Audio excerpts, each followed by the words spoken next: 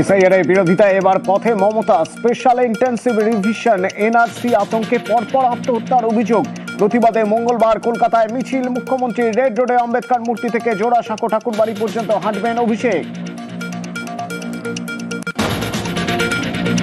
বিএলওদের SIR training এর শুরুতেই বিক্ষোভ। নজরুল মঞ্চে প্রশিক্ষণ শিবির চলাকালীন তুল কালাম। স্কুলের ডিউটির পর স্পেশাল ইন্টেন্সিভ রিভিশনের কাজ অসম্ভব। নিরাপত্তা নিয়েও সংশয়। প্রতিবাদে স্টেজে উঠে তুমুল হট্টগোল, বাইরেও ঘেরাও।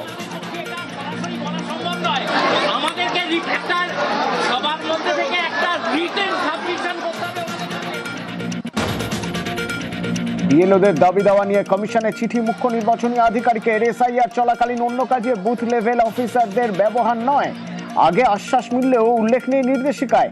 এখন কি করণীয় জানতে চায় সিইওর দপ্তর। মতুয়াগড়ে এসআইআর বিরোধিতা। 1 কোটি নাম বাদের আশঙ্কা। এবার আমরণ অনশনের হুঁশিয়ারি মমতা বালা ঠাকুরের। ঠাকুরনগরে বিনাপানি দেবীর ঘরের সামনেই বুধবার থেকে ধর্নার সিদ্ধান্ত। তৃণমূল সাংসদকে পাল্টা কটাক্ষ শান্তনু গোষ্ঠীর। শুভেন্দুর বিরুদ্ধে কমিশনে তৃণমূল। বিএলওদের জেলে ঢোকানোর হুমকির জের। ভিডিও জমা দিয়ে কড়া শাস্তির দাবি টিএমসির। জেলা শাসকের রিপোর্ট তলব সিইওর। তুমুল চর্চার মধ্যেও বক্তব্যে অনড় বিরোধী দলনেতা। এসআইআর বিরোধিতায় বিএলওই, এনআরসির বিরুদ্ধেও সরব। শান্তিপুরের বুথ লেভেল অফিসারের মন্তব্য ঘিরে বিতর্ক। নিরপেক্ষতা নিয়ে প্রশ্ন বিজেপির। রাজনৈতিক ও সরকারি দায়িত্ব আলাদা আলাদা, পাল্টা দাবি বিএলওর। কমিশন সিদ্ধান্ত নিক, প্রতিক্রিয়া তৃণমূলের।